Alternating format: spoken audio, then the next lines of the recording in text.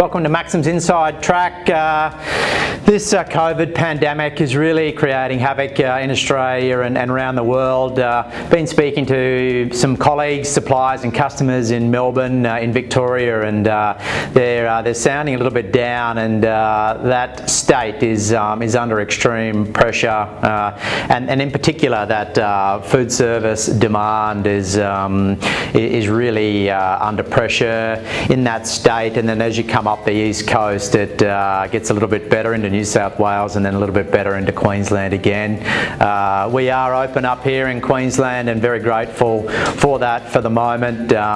We are starting to see numbers come under or declining, which is good news, and and affecting the world. We're starting to see economies coming under extreme pressure, into recessions and potentially even into depressions. So how does this impact on dairy and dairy demand? I'd suspect it feels finally balanced. Milk flows around the world are still buoyant, and it's just this demand piece and what that looks like, and whether that's going to be sufficient to sustain these prices and milk payout prices in New Zealand and in Australia. We've seen China import demand down about 4% for dairy product out of New Zealand. Whole milk powder up slightly, but the rest of the products are down. We've seen the GDT, which happened last night, come off again, and this is 2 months now of negative numbers on this platform. As volumes build coming into the Southern Hemisphere season, it'll be interesting to see whether there's sufficient demand to hold it up. Start with whole milk powder. It came under some pressure. There was good demand out of China and Southeast Asia. Milk flows in New Zealand are looking pretty good for the moment. July was up about 5+% on a milk solids basis. Weather patterns are looking okay. The next sort of 4 to 6 weeks will give us a real indication. However, I suspect that NZ will have a pretty good start to the season. Australia is a similar view on that. Milk flow is good.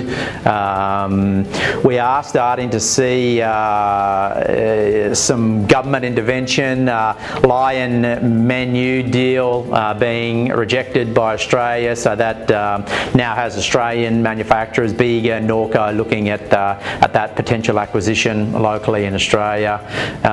Whole milk powder, I suspect, will continue to remain under pressure for the moment, just hinging on significant milk in New Zealand.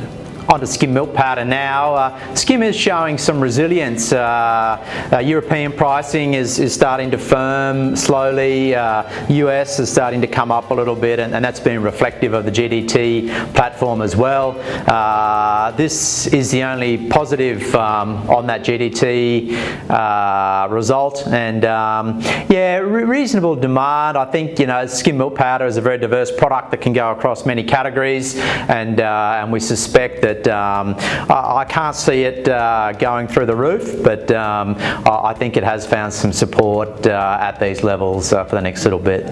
Moving on to the fats now, butter and AMF. We have seen some significant inventories in the US, and that market over there is under extreme pressure. The food service side of it is down, and that is across the world really. So I suspect that fats will remain under pressure.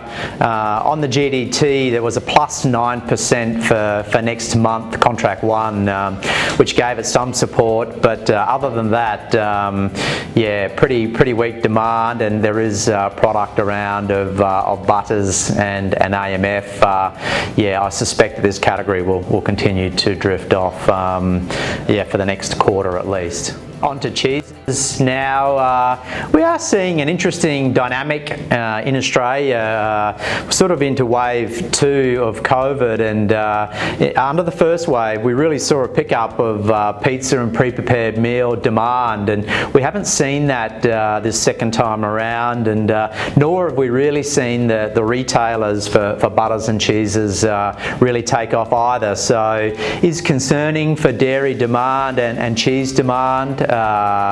We have seen in the US government intervention with the lunchbox program that concludes at the end of this month, September, and then they've got October delivery, and that will conclude that program for the moment. So we're starting to see some stability in the US with cheddar and mozzarella, but I'm thinking it'll only be short term, and as demand wanes, I suspect that this category will drop off beyond that. Final product category is whey lactose. Nothing's really changed on this front. Lactose pricing's probably peaked and starting to come off ever so slightly. Whey powder starting to drift off a little bit as well.